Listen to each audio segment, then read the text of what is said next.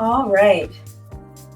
Hello, everyone, and welcome to LaDaena Talks podcast. I'm Mayor LaDaena of Penns Grove, New Jersey, and I'm so excited to bring you today's episode.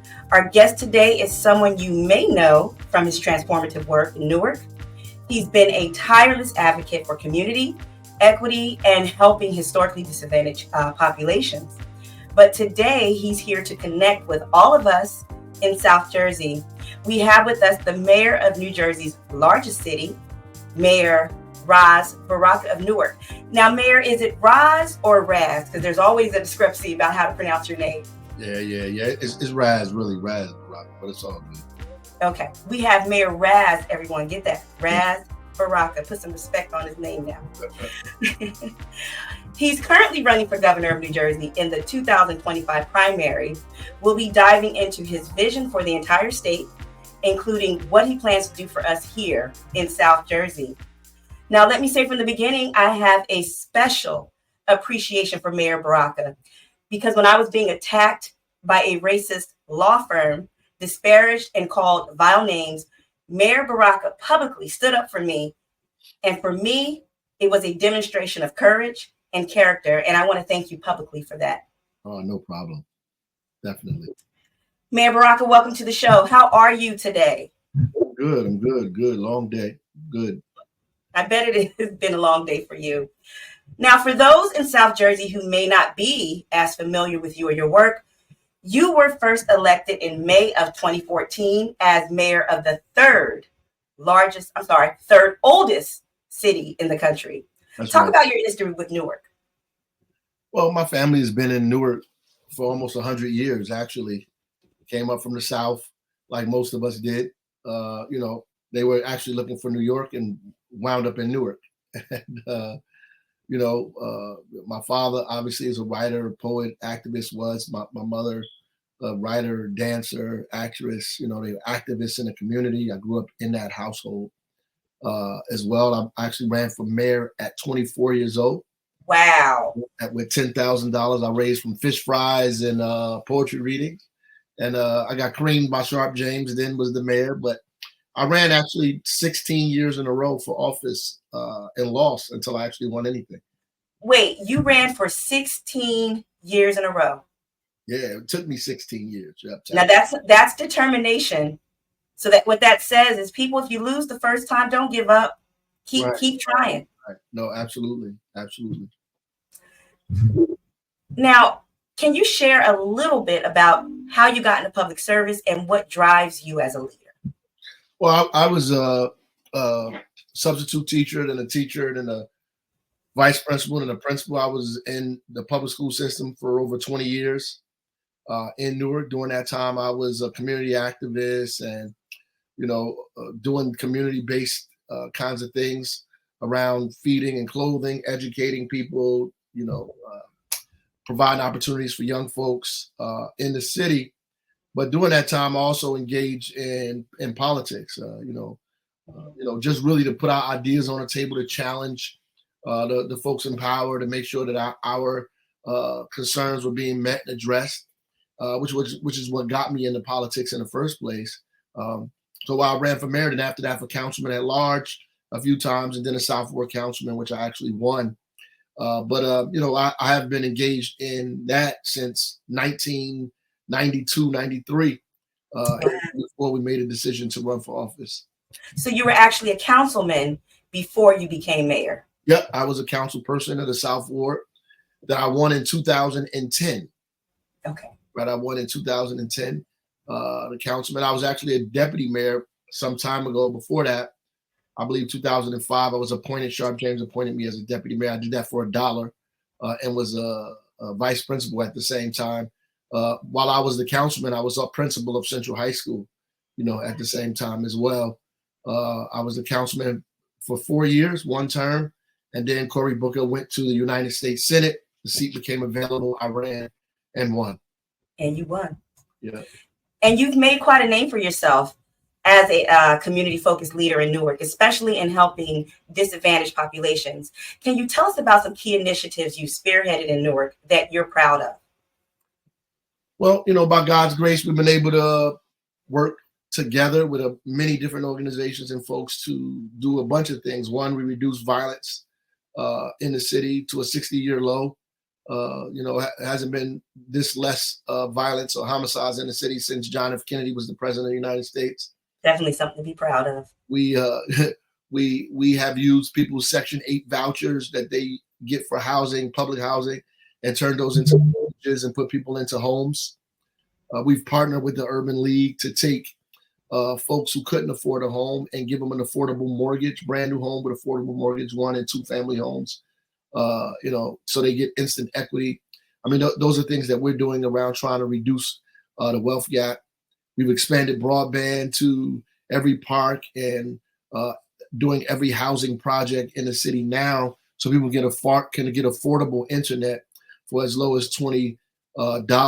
So we are trying to make sure that everybody has access to this new technology, to new generation, to new workforce, to all of those things that are happening through the internet.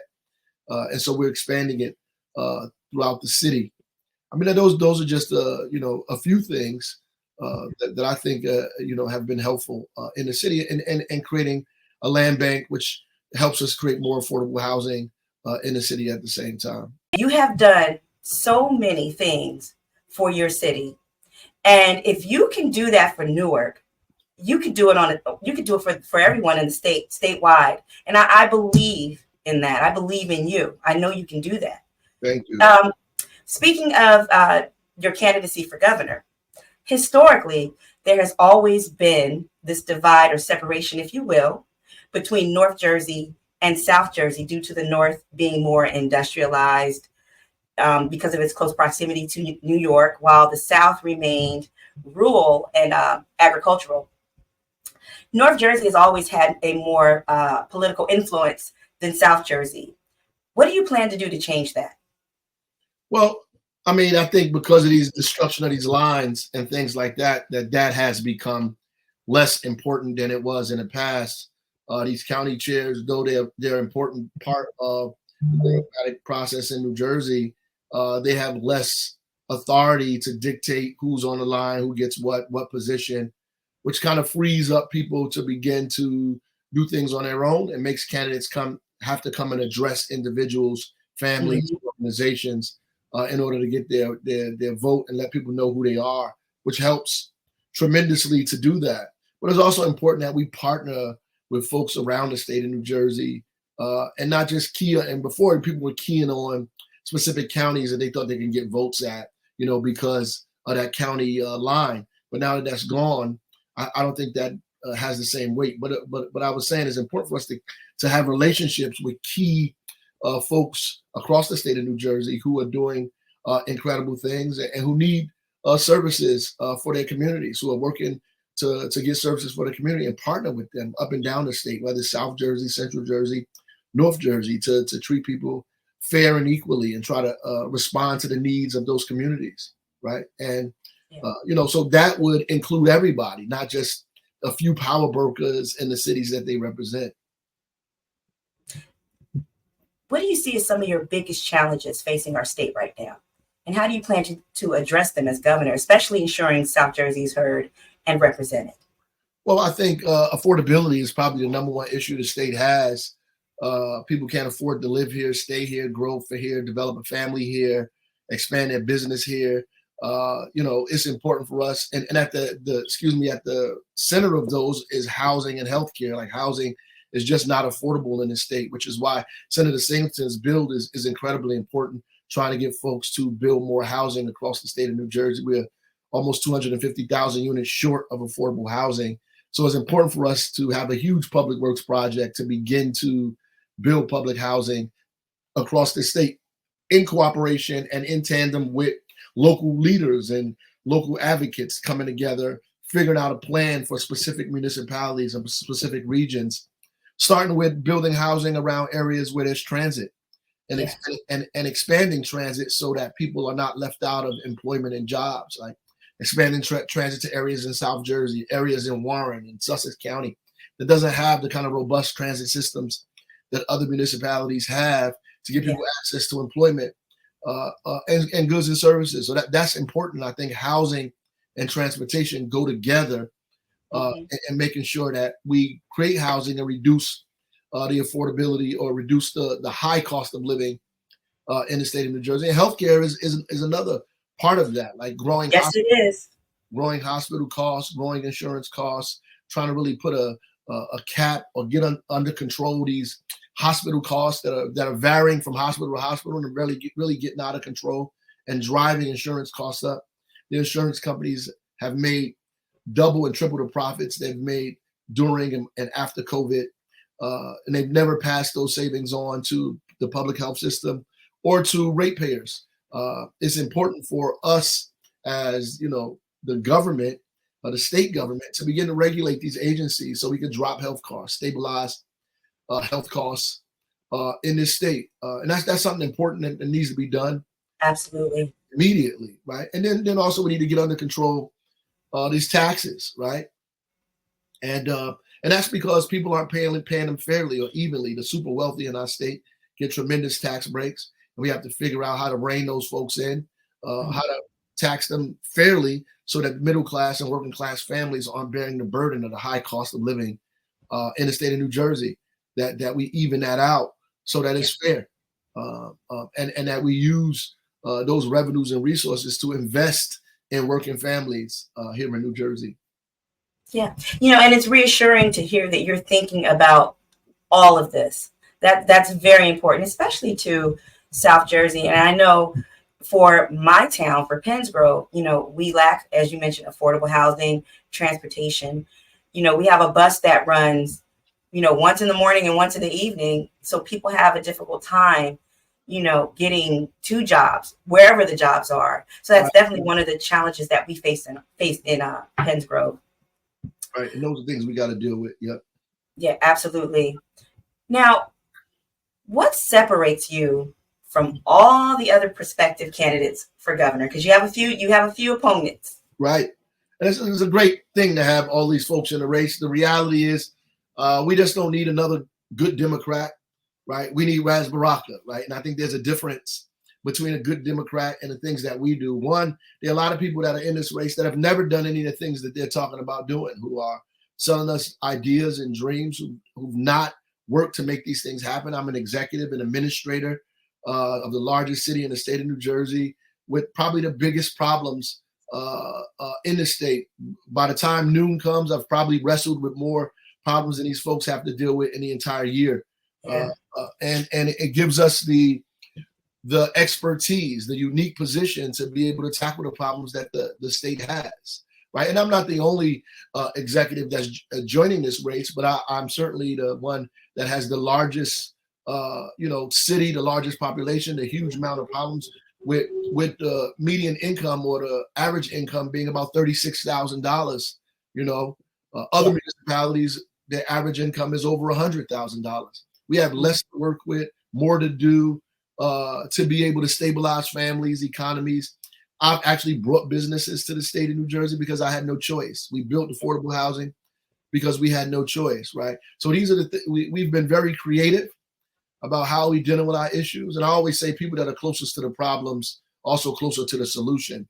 Absolutely. Right, and we are, and we've been battle tested, and that's just the facts. We get things done in the city of Newark. We're not just talking about doing things; we're actually making it happen. Yeah, one of the things that you've done in your city is you have actually helped some of your residents become entrepreneurs. Right. Tell us about how you did that and how you will take that same template, if you will. How would you expand that through the state as governor, helping residents become entrepreneurs? Tell us a little bit about that. Well, we obviously have to incubate ideas and incubate businesses, create opportunities for small businesses to grow, to develop, to create these ideas, to partner with the university community and the private sector to create funding and classes for folks to, like we do in Newark, for folks to go through Invest Newark so that they can figure out their business idea, begin to expand it, grow it, and do it in a way that makes sense. Invest in these businesses, and at the same time, in Newark, we make sure we provide contracts for local businesses so local businesses can grow. We increased our procurement, our spending through the private sector in Newark through Hire, Buy, Live, but also through the public sector by making sure the city invests in local businesses as well. Every major project we have, we make sure local businesses are included. The state is, in fact, not doing that. The state is investing less than 1% in Black and brown businesses and women businesses, a little bit better with veterans businesses, but not what they should be, right? So not even investing the resources we have in the fastest growing businesses in the state, which are Latino businesses, African American businesses led by women, to invest in those businesses and to make sure that they grow and make sure they expand. We would do that deliberately and intentionally because we know if we lift those businesses up, we lift the economy up, right? And we help not just the Black and brown community, but the entire state of New Jersey. We lift the economy up by going after the least of those, and rising tides lifts all boats. Yes, absolutely. Now I want to shift a little bit. Your family is legendary. Your father, Ras Baraka, was known for his activism and his goal of building Black coalitions. When talking about poverty, he said this: you have to start with slavery. Those abuses have never been eradicated. People are not living in slums because they voted to. Their children are not in jail because they wanted them there. These are the results of people who have been oppressed and suffer on a national level. Give us your thoughts on that, and what are some specific policies you would implement to help lift people out of poverty and support historically disadvantaged communities? Well, he's right. I mean, my father was right that there was no vote held that said, I want to be poor. And folks raised their hand and said, please count me in that. Right. I want to be discriminated against. Please count me in that. These are systems that have been in place for decades, even centuries, that generation after generation after generation endured, that created obstacles for people while we have this huge wealth gap in the state of New Jersey, because people were denied the opportunity to purchase homes, denied the opportunity to get loans, to get insurance. Communities were deliberately not invested in. Red lines were drawn around communities and were deliberately not invested in, not just for housing, but also for supermarkets and healthcare institutions as well, which is why we have food deserts and lack of access to healthcare. These things were done deliberately. The social determinants of health in these communities are a lot worse, which kind of reduces your life expectancy compared to other zip codes that you live in. So that statement is right on point. Yeah. Ultimately, we close the wealth gap by providing opportunity for affordable home ownership, by reducing the cost that people have to pay for housing. Mm-hmm. We give tax credits to young families, young mothers, young fathers who are trying to find affordable childcare for their children. Right? We make sure we continue to increase the minimum wage and provide and invest in small businesses in these communities so that they grow. Right? Those businesses begin to grow in those communities. We provide pipelines to people to move into to the university and to college. We create those pipelines. We find revenue and resources so people can do that. So mothers and fathers who are trying to pay a mortgage and put their kid in college at the same time have some relief. And we target, and this is for everyone, we begin to target communities of color. We begin to target communities that were historically, oppressed, or communities that are economically distressed. We target those communities deliberately and purposefully, and invest in those communities deliberately. The same way people did not invest in them deliberately, we deliberately invest in those communities. We do the reverse of that. And then we have a whole discussion in New Jersey about reparations, about what that means for us, what that looks like for the state's economy. How could that play itself out? How do we repair generations of harm that was done to folks in a community, or begin to repair that? And what does that begin to look like in the state of New Jersey? But overall investment in working families is important. Yes. But begin to focus in on communities deliberately that was done specific harm. Yes. And you know what? When you just spoke about food deserts, Penns Grove is a food desert, and Salem, New Jersey is a food desert. We have no grocery store. Right. And so we've been working tirelessly to get a grocery store in Penns Grove, and I know Salem has been doing the same. So that is definitely something that I'm glad that you're focused on in regards to helping disadvantaged communities, because it affects a lot of communities. Now, as governor, you'll have to balance the needs of both urban and rural areas, North and South Jersey, and various economic sectors. How will you make sure the policies you implement are inclusive and benefit everyone across the state? I mean, first, you really have to get people involved across the state. You have to bring them to the table. You have to bring local leaders and local advocates to the table when these decisions are being made, number one. But I would argue, and I've been arguing up and down the campaign trail, that our problems are not as far apart as we think they are. Some of the journey or the solution to some of those problems may be a little nuanced, a little different, because there's some places that have wide open space and those that are more densely populated. But the problems are the same. Affordability is the same across the board, right? Access to transportation. People would assume that in places like Newark, there's a lot of transportation, but there isn't, right? It can be improved. The transportation is an issue for folks getting access to opportunity and jobs. It is a very real thing. Finding a place to live is a very real prospect for folks. Having access to quality education, pipelines to get to school and afford college, and get access to healthcare. For example, there might be a person that lives across the street from the hospital in Newark, right, who do not have access to quality healthcare at that hospital because they don't have the proper insurance, because there are policies there that discriminate against them, so they don't have access to quality healthcare. Then there are people who might live in the rural area who also don't have access to quality healthcare because there's no hospital in miles of them, right? And so the concept about trying to make healthcare affordable and accessible is important to both communities. How you do that varies based on the neighborhood and the community you talk to, which is why you need the people from those areas involved in the discussion. Absolutely. And you mentioned education. I want to pivot back to that. Another key issue that we hear a lot about in South Jersey is education. What are your plans for improving education in underfunded and underperforming districts, particularly those in South Jersey? Well, first, I think we need to revamp the funding formula. I think the funding formula is archaic, is out of date, that we need to revamp it. We need to change it around, but we also need to add a few things. We need to begin to, give resources to schools that have English language learners in them, schools that are more diverse, schools that have special needs children in them. And we need to begin to make sure that all schools begin to service those communities.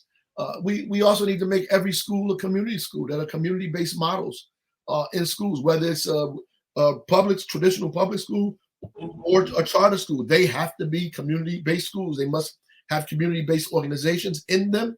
They must be open after school hours, before school hours. The school building must be a resource to the community and a community a resource to the school. There has to be after school programming, healthcare programming, all of those things in schools, which makes it a community school model. We also need to not just have core curriculum content standards as the floor for all the schools. There must be specific things in every school that we know. Like every school has to have advanced placement courses. Every school must have a gifted and talented program. Every school must have very specific things that the state should mandate that schools incorporate in their curriculum clearly. And we need to make sure schools are culturally relevant in places that where they are. I mean, that becomes incredibly important. And I would say give schools, not districts, bonuses for diversity, for integrating their school, for making sure that there's multiple nationalities, multiple folks represented in their school, because New Jersey schools are very, very, very segregated. And lastly, I would say that we need unified school districts. We need to combine school districts and get rid of these districts that have one school in them, two schools in them. That school should at least have an elementary school, a middle school, and a high school. That we begin to consolidate our school districts, because right now there are more superintendents than are actually mayors of cities because there's more school districts Yeah. than there are actually cities. And I'm not even counting the charters that are considered their own district in and of themselves. Mm-hmm. You've clearly thought deeply about all of these issues.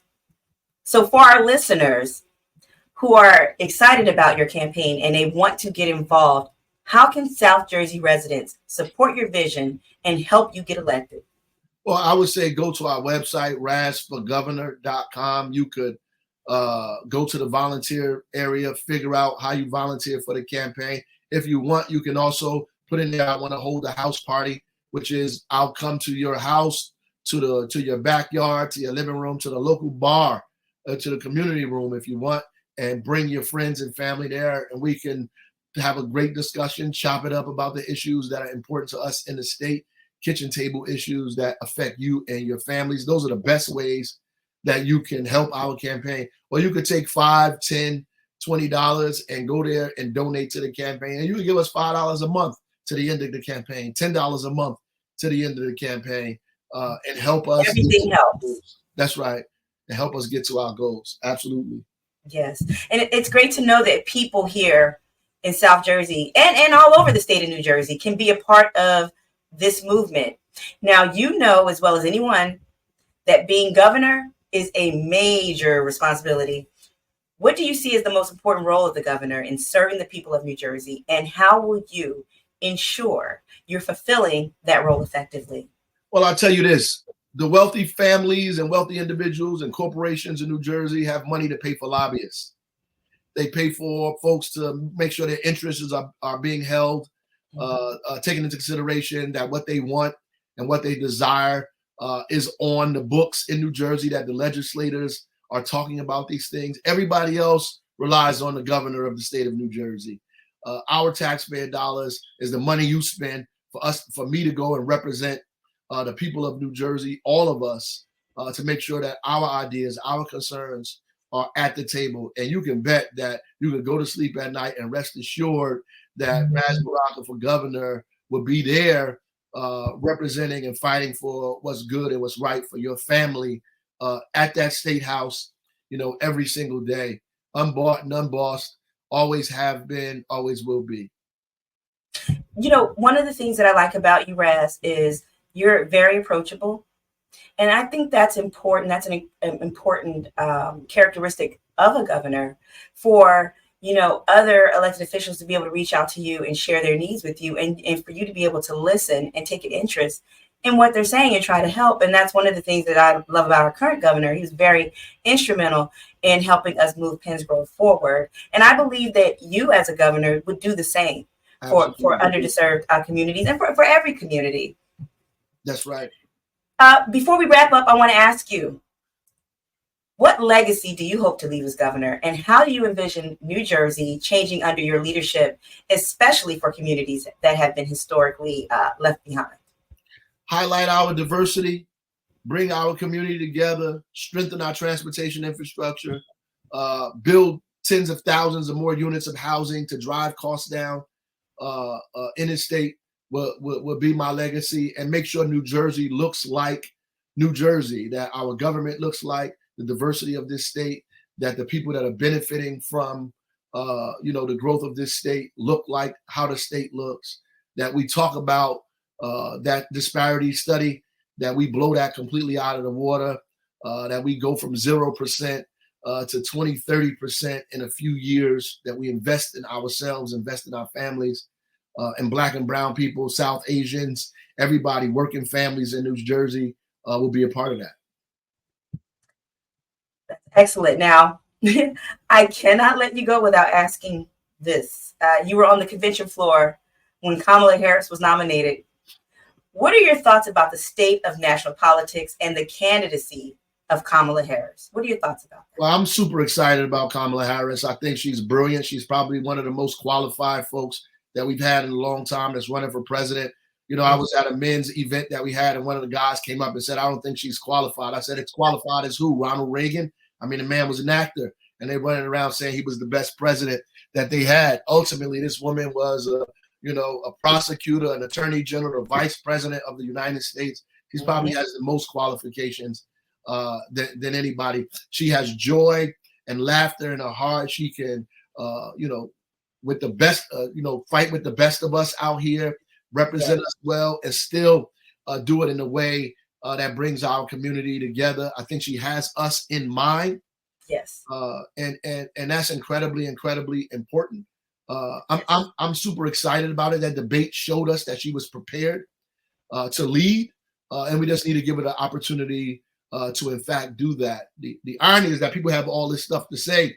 They weren't saying that when they were banning books. I didn't see any of these people when they were attacking DEI. I didn't see them when they were stopping us from going to colleges and universities, getting rid of the presidents of universities. I didn't see these people. They had nothing to say. But as soon as Kamala gets in the race, they making these videos, but nobody made a video to support the 5, African-American men and Latino men that were, wrongly arrested in New York City that Donald Trump called the death penalty for. Nobody came to their aid and assistance and did a video about. So listen, I'm voting for Kamala Harris, and I advise all of you other folks to do the same. Absolutely. And you know what? And when you said, a man came up to you and said that he didn't think she was qualified, recent surveys show that 1 out of every 4 Black men support Donald Trump. I know some. Given what we know about Donald Trump, it seems very strange to me that Black men would be voting against what seems to be their own interests. What are your thoughts about this? There's a lot of misinformation, machismo. We still have to realize that there's a lot of sexism in this country still. There are people who still do not believe that women should lead them. Black men, women lead our families. So it's about time to get them to lead everybody's family. They need to own up to that part. 80% of the health decisions made in our families are made by the women in our families. Our voting decisions are usually made by women in our families. And so we just need to own that, get rid of the sexism, that she's more qualified than most of these guys who have ever been. And then a lot of us are really focused on pocketbook issues, the economy. We want to make money. We want to do good. We want to take care of our families. And Black men are concerned about that. And polls and surveys show that. And they have this wrong idea in their head that Donald Trump is better for our economy than Kamala Harris. And so but just simply because he's a businessman, but he was a failed businessman. And they believe that somehow that they're going to fare better under Donald Trump than they will under Kamala Harris. But there's no evidence of it. There's no proof of that anywhere. And the policies that Donald Trump are coming up with is really going to burden us even more, make it more difficult for us to move into the middle class. And this is the opposite. I mean, Kamala Harris is very clear about what she wants to do to help people move into the middle class and beyond. And Black men will fare a lot better under the administration of Kamala Harris than they would under a Trump administration. But somebody needs to say that to them clearly. Yeah, absolutely. Because, Project 2025, a lot of people think that that's a myth, and it's not true. And it's very true. It's very true. And I'm going to actually have some folks come back, and we're going to do a segment strictly on Project 2025 to educate people so that they can know that this is something that is real. It's not something that's made up. It's real. So hopefully I can, you'll be available to come back and talk about that maybe in the coming weeks before the election. Yeah, I would love to. Thank you, Mayor Baraka. Appreciate Thank you so much for sharing your vision with us. It's clear you have a passion for lifting up all communities, not just Black and Brown, but all communities. And I know our listeners have learned a lot about who you are and what you stand for. And I thank you so much. Thank you. Being a Black woman in leadership is rough. And we have to support each other, because if we don't, no one else will. Right on. So we'll definitely be watching your journey closely. And to our listeners out there, thank you for tuning in to this episode. If you want to learn more about Mayor Baraka's campaign or get involved, be sure to check out the links in the show notes. I'll make sure they're posted there. He will also be in Penns Grove, New Jersey at Maria's Banquet Hall on October 11th from 6 p.m. to 8 p.m. So I'll drop the registration link below there in the notes as well. But make sure you register, because space is limited.